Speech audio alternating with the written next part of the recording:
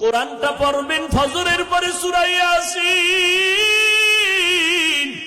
জোহরের নামাজের পরে সূরাতুর রহমান তেলাওয়াত করবেন, আসরের নামাজের পরে আম্মা ইয়াতাসাআলুন, মাগরিবের নামাজের পরে সূরা ওয়াকিয়া তেলাওয়াত করবেন, এশার নামাজের পরে সূরা মুলুক তেলাওয়াত করবেন।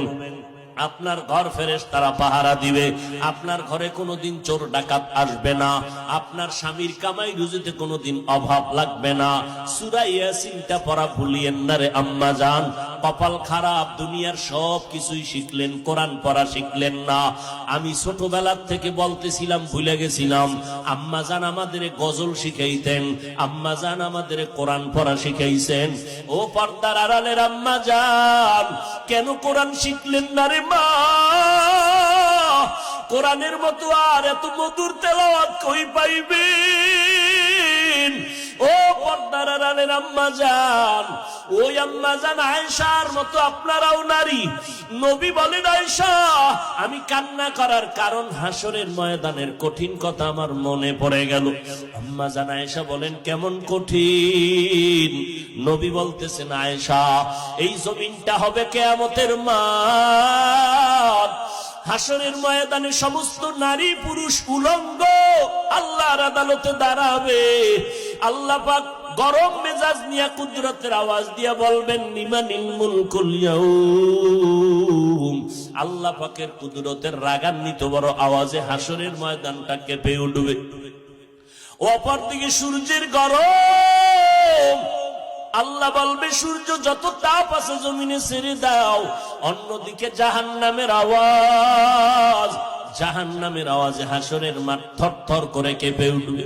নবীজি বলেন, ও আয়েশা নবীদের কোনো গুনাহ নাই, সেই নবীরা পর্যন্ত কান্না শুরু করবেন, হাউমাউ করে কাঁদবেন আর বলবেন, উম্মতের কথা সব নবীরা ভুলিয়া কাঁদবেন, আল্লাহ আমাকে বাঁচাও।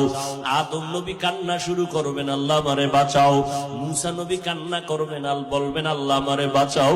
সূর্যের গরম সহ্য করা যায় না, জাহান্নামের আওয়াজ কানের মধ্যে নেওয়া যায় না। এমন এক কঠিন পরিস্থিতির মধ্যে ইব্রাহিম নবী কাঁদবেন আর বলবেন, আল্লাহ আমারে বাঁচাও। একজন নবী ও উম্মতের কথা কেউ স্মরণ করবেন না।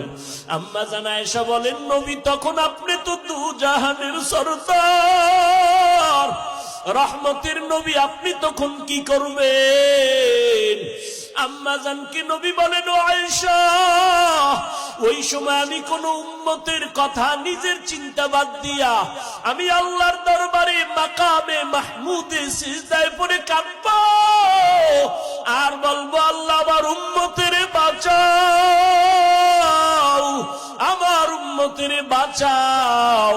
আমি একবারও আমাকে বাঁচানোর কথা বলবো না, আমি আমার মেয়েকে বাঁচাও বলবো না, আমি আমার স্ত্রীকে বাঁচাও বলবো না, আমি বলবো, আল্লাহ আমার উম্মতের বাঁচাও। আম্মা জান আয়েশা বলেন, আপনার কান্নার পরে কি হবে? আল্লাহ বা নবী বলেন, ও আয়েশা তখন আমার আল্লাহর অন্তরে মায়ার জোশ আসিয়া যাবে। আমার আল্লাহ বলবে, নবী আপনি মোটেও কাঁদবেন না, মাথা উঁচু করেন, আপনাকে আমি এখনই সুযোগ দিচ্ছি রে নবী, আপনার একটা উম্মত আমি জাহান্নামে দিব না। আপনি বাঁচিয়া বাঁচিয়া এই কোটি মানুষের মধ্য থেকে উম্মত গুলো জান্নাতের দিকে নিয়ে যান। আম্মা জান বলেন, নবী তখন আপনি কি করবেন?